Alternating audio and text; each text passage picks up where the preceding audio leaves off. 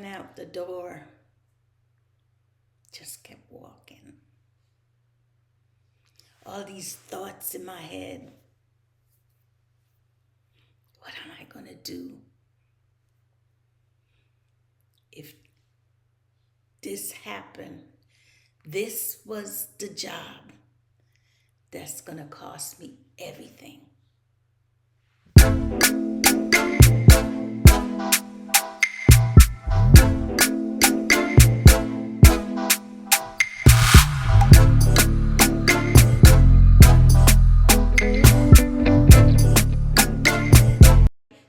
Welcome back. I'm Patrice, nurse, mental health advocator, and I want to share with you a job that I took that almost ended my career. I was a travel nurse and my assignment was in a prison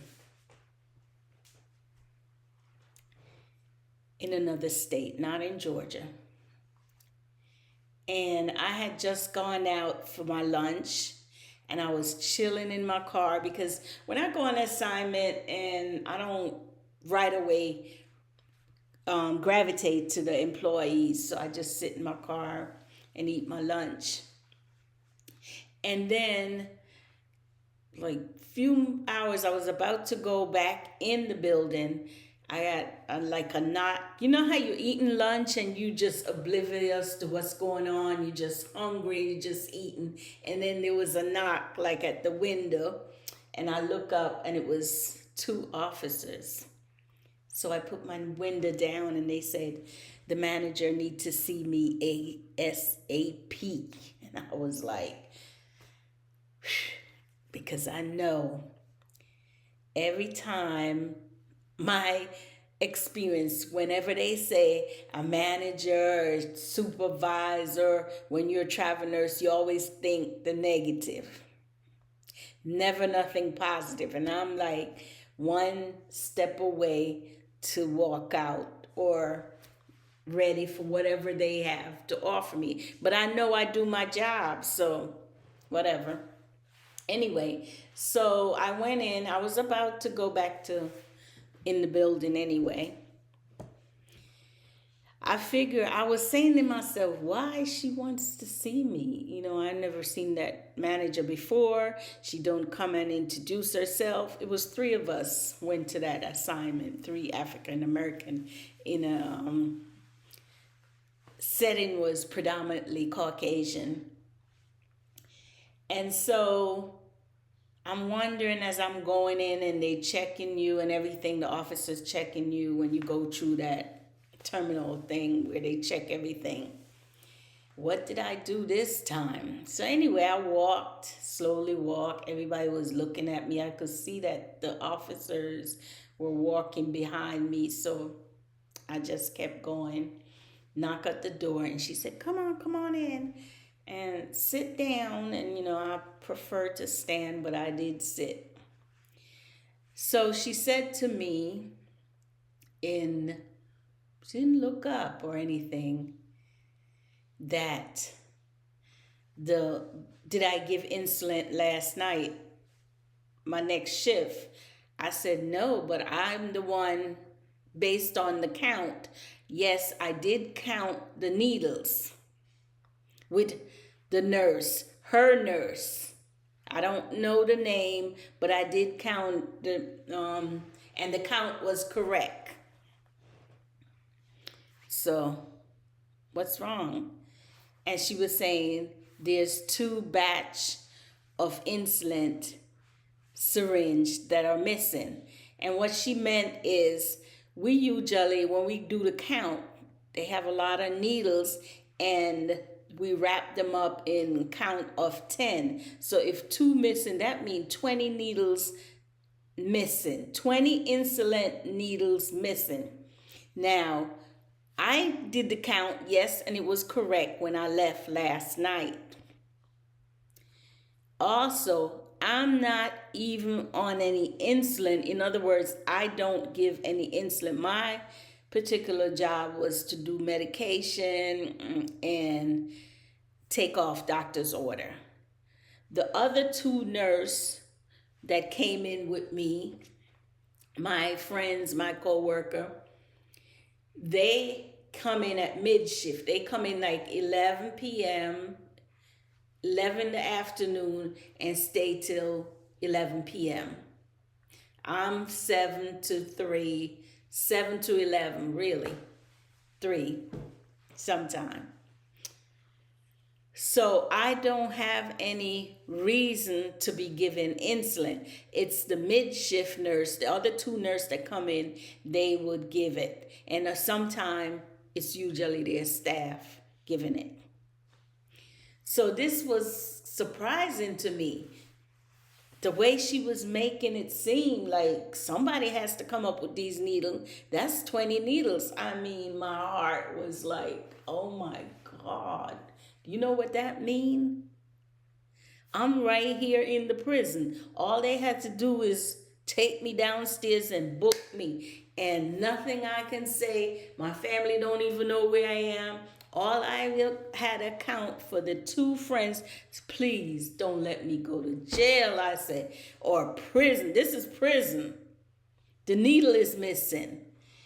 And I'm trying to plead my case. The two officers was in the office room. They said, let me check your bags or something. But they didn't. I was offering it up. Check my bags. You could do a drug test. Whatever you think I did, check it. But I told that manager, I counted with your staff and the needle was correct. What went wrong?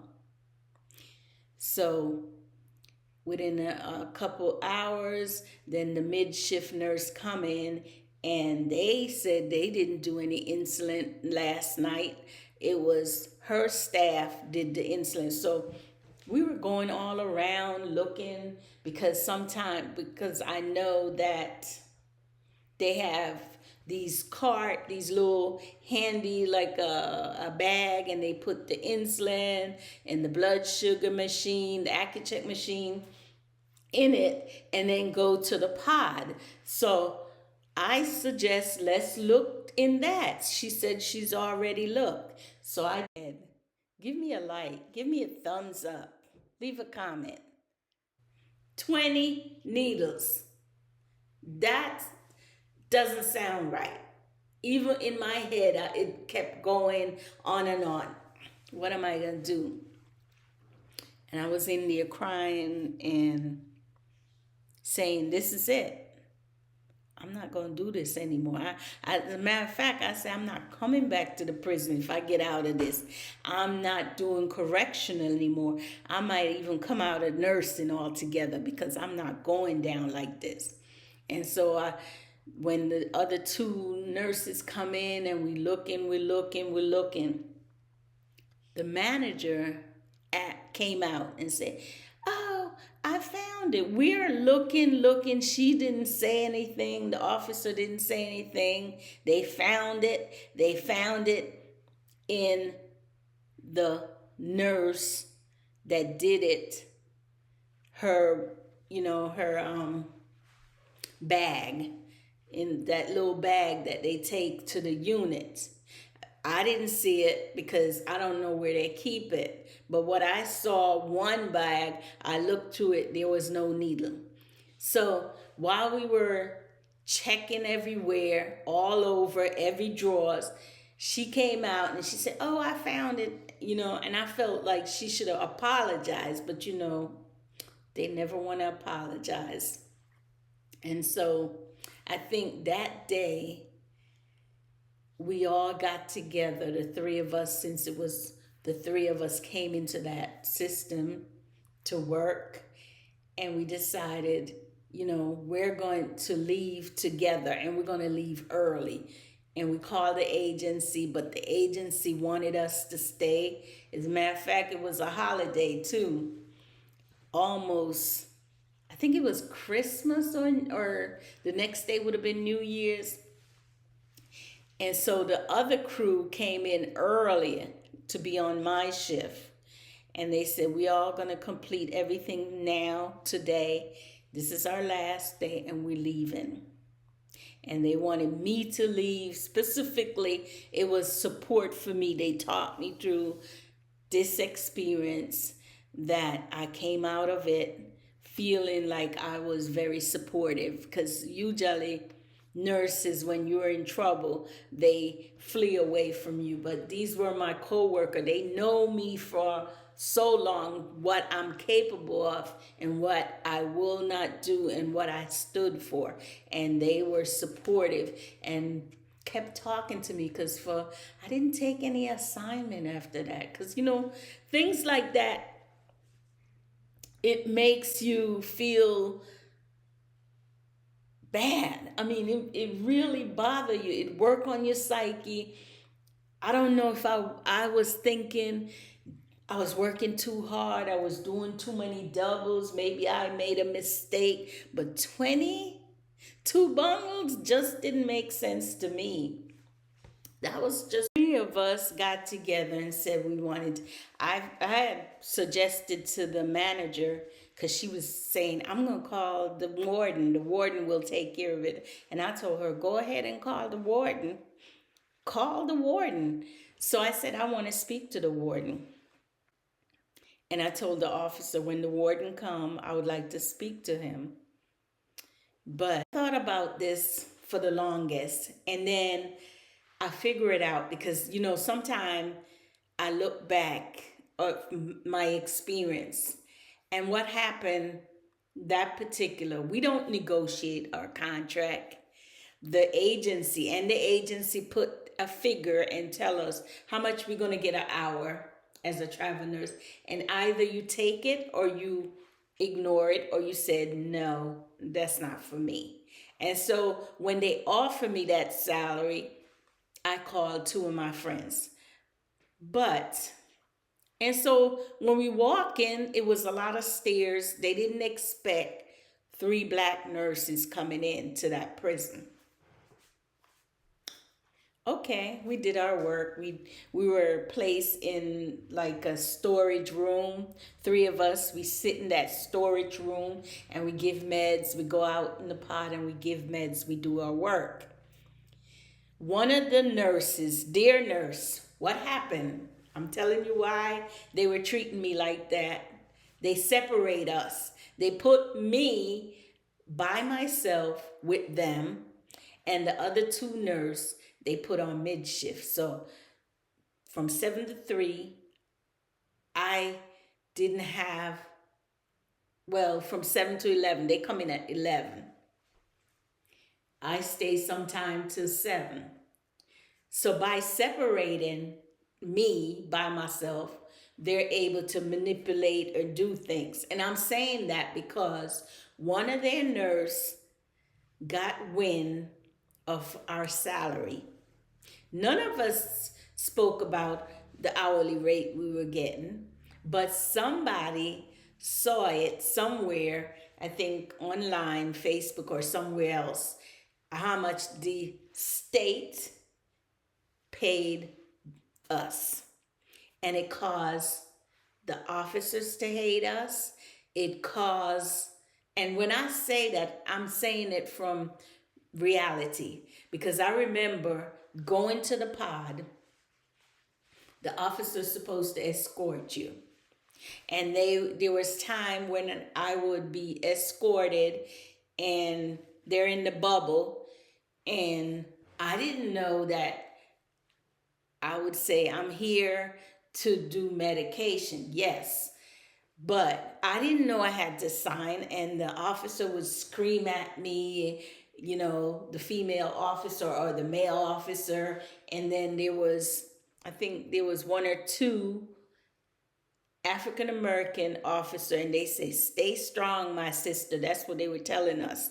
So behind the scene, because one of their staff leaked it to everybody in the building, every officer and the nurses, that we were making more money than the manager making. So she was also upset.